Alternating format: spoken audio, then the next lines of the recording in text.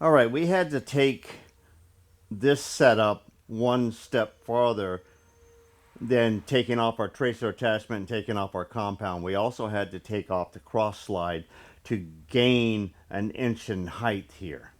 Okay, we're still going to use our T-nut slots, and we got our 4 nuts down in here. Here's our studs.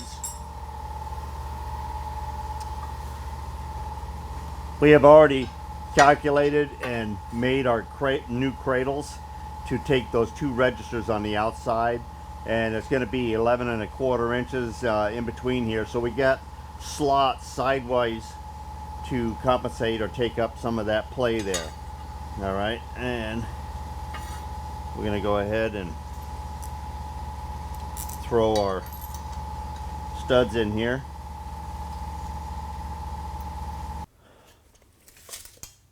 All right, 11 1/4 is a good starting spot. We got a little bit more over there, and we're a little bit tighter over here, and we can see this. There we go. All right, we're going to leave them loose till we get this up in here. We're going to grab a hold of our bearing and bring it up and set it down in our cradle now.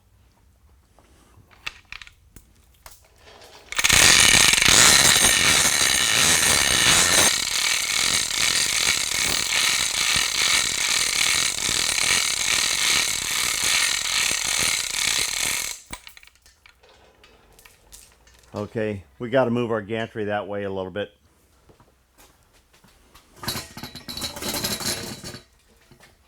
Okay, that's going to be pretty close. We can move the carriage a little bit if we need to.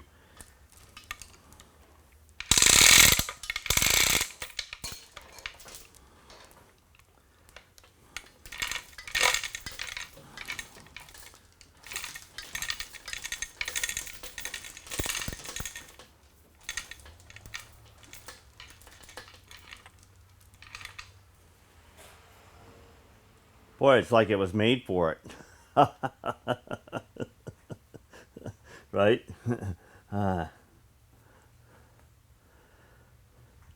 Okay. And I think I'm just going to take my mallet and just make sure that we're in. As close as we could, and need to be. All right, I'm going to go ahead and take the hoist off of here because I think we're going to be good.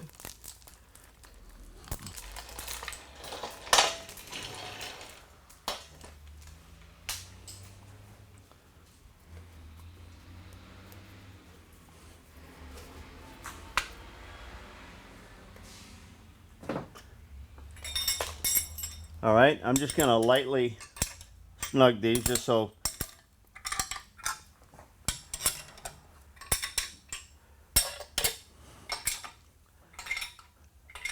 I tighten those just so I just know it's not going to move around. Okay. I don't even know if we're going to have to tie this thing down. But of course we'll put a bungee cord or something over it, I guess. All right, guys. I've got the lathe set up. A few things that the lighting's a little bit of an issue here. Okay.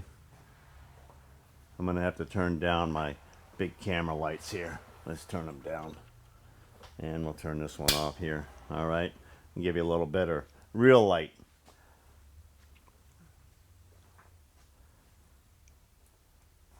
All right, same kind of cradles we did on the 5-inch bearings there last month, except for we actually had to pull the cross slide off of here because our height was limited. We needed an extra ½ inch, and the cross slides was wider by that much. That side would have probably cleared, but you know, that was definitely going to hinder about 3/4 of an inch in the width there. That cradle's sitting right in there. The weight of this alone may be holding it in place. We're getting ready to slip our big bar in there, but I had to give you a shot of this thing sitting in the lathe.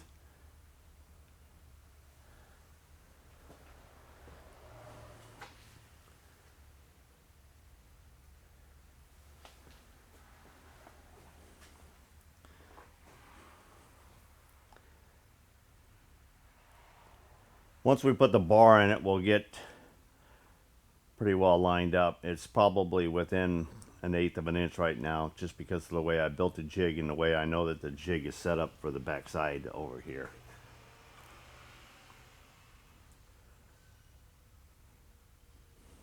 So I wanted to take a few minutes because you guys want to see it first, and you do get the chance to see it first here on my locals.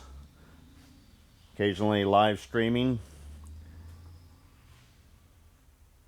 so you actually get to see something the same day, the same time I'm working on it. All right, guys, I got to get to it. Okay, here comes the bar.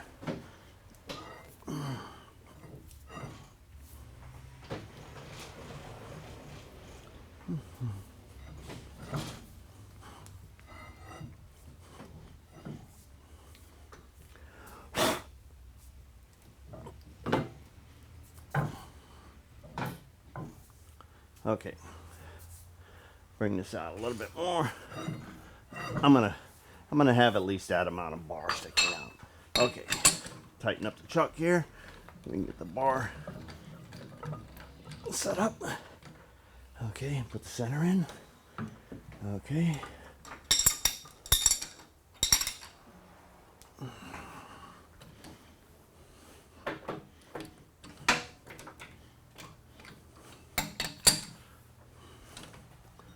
Okay, my hands are still weak from my carpal tunnel surgery, so I do still use the cheater bar. Don't want to overdo your chuck, but you want to make sure that you have what you're supposed to have. Okay, and I'm going to shrink up my stick out on the center. If I'm threading something right at the end, I use 3 inches. If not, then I'm down 2 inches or less is my stick out on my quill on the steady rest as practice. All right, now we get to at least scale. We got 1 inch there. We got 1 3/4 here. Okay, so we're gonna be moving it that way. We kind of figured we had a line here. We're hanging in here. We said 3/4 of an inch there, so that's about 3/8 of an inch that it's got to move, and that figure's just about in.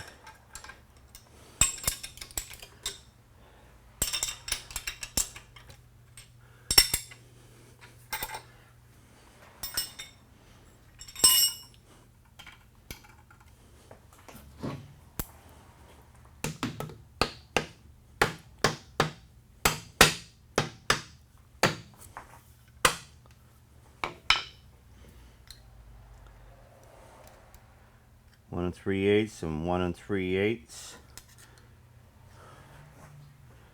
1 3/8.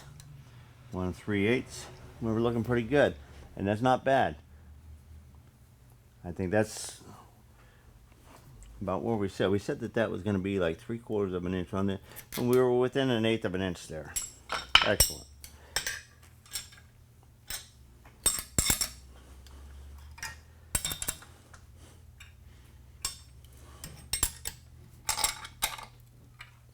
Okay, we're going to rotate this on its side because of the flat here. Now we're going to measure up and down, and we're 1 3/8 there, and we're 1 3/8 there.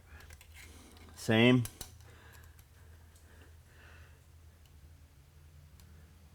Same. All right, we decided to go ahead and use our bar and this outside register here. So from the outside of the bar to the outside of the register, we're getting 5,650, and side to side,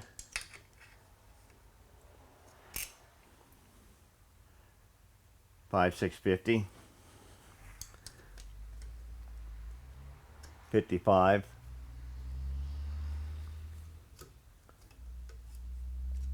and this one here was 60. All right, so, and I did this side and this side here. So my bar is set up just as close as our mandrel was for pouring this out. So I'm 100% happy where we're at right now. So let's get a bungee or something on this, and let's get a bit in here, and we're going to take our first cut. Okay, these are the wicked good job lot bungees here. And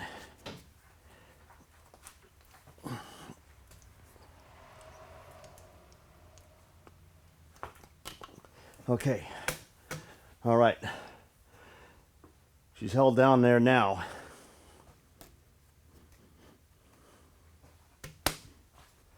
All right, I think we're ready to go. I took a new piece of high speed and ground a new edge on it. So a slight little bit of relief back here, a little rake here, and just a very slight little bit of lead angle.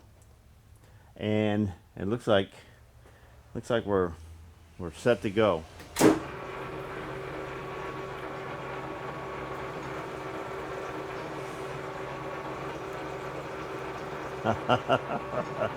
Check your bungees.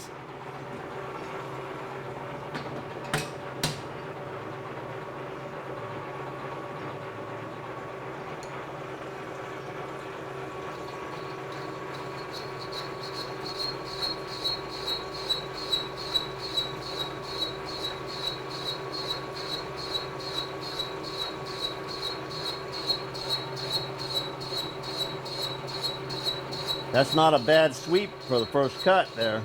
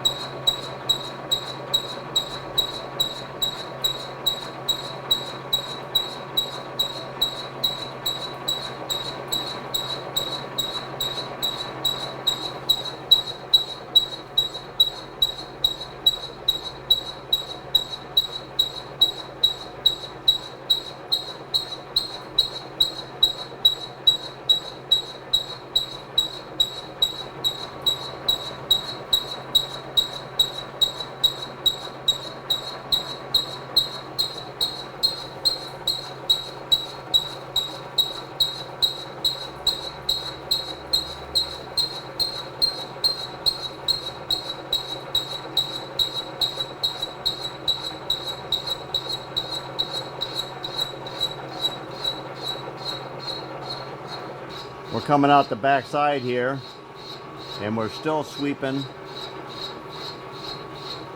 at least 90% of the way, all the way around, top and bottom.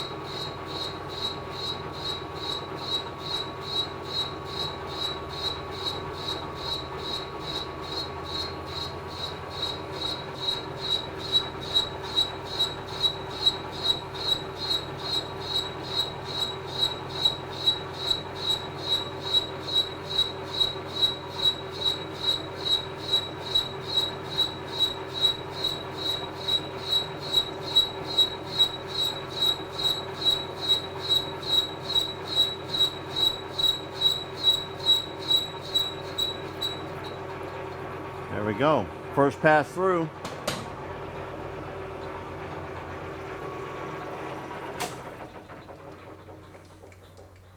We just adjusted the tool bit out. We're at 5 inches, 845 or so. So we just took another 20. So that'll put us up around 880, somewhere around in there. Let's put it in gear. All right, here we go.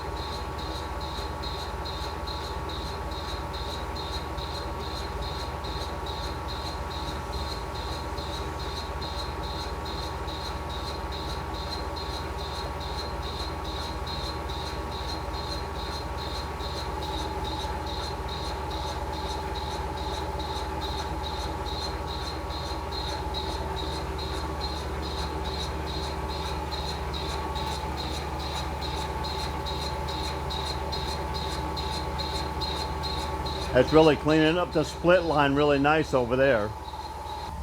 Okay, this is my last cut here. Final cut. 4/1000ths is what we're taking. We want 8 total. We're at 920 right now, and we figure about 928. That'll give us about 3/1000ths clearance over this bearing. I think it's gonna be a good fit here. And a nice light cut to really give us a clean finish.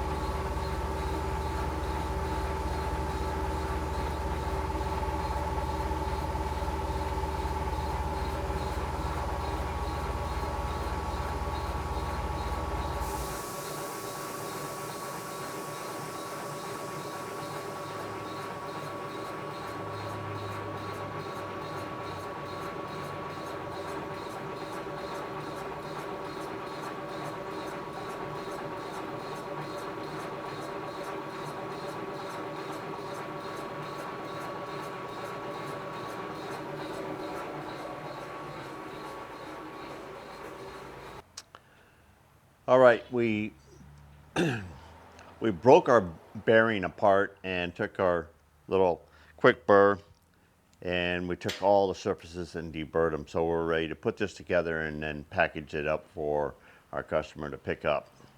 Let's just give you a good close view of the surface quality here. Okay, we got a little bit over the outside, little excess there. There's no worries there. Good uniform, clean surface in here. No pits or porosity into the Babbitt build right here. So we're all set, ready to send that off to the customer. There you go. All right, that was a pretty fun project. A little bit challenging, a little different on the pouring, and also a little bit more we had to take apart on our clothing to get that to fit in there. But it's surprising it did. We made a cradle, and we're getting damn good at plasma cutting exactly what we need. I didn't even dress or grind that, and I was sitting in there pretty within 10 thousandths or so. It was a nice job. We're moving on. I've already changed up that this morning.